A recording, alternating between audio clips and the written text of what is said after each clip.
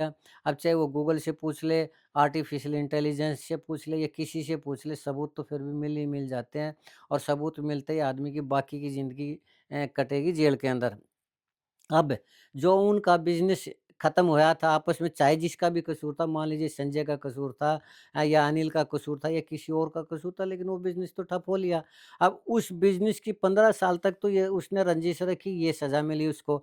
अंदर ही अंदर वो घुटता रहा, जेलसी वो करता रहा, उसके शरीर में और ज़्यादा वो होता रहा और फिर 10 लाख रुपए सिर्फ़ उसने रेकी करने के दिए और फिर उसके बाद फिर उसका मर्डर कर दिया, रिश्तेदारी खत्म हुई वो अलग और अब सारी ज़िंदगी जेल में कटेगी वो अलग।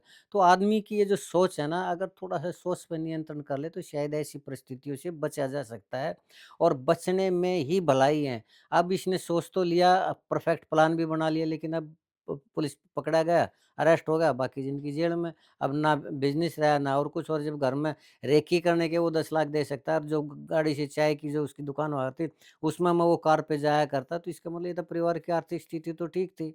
तब परिवार की जो आर्थिक स्थिति वो भी हिल जाएगी, आदमी गया वो अलग, रिश्तेदारी खत्म हुई वो अलग। तो पता नहीं ऐसा क्या सोच के आदमी कर लेते हैं।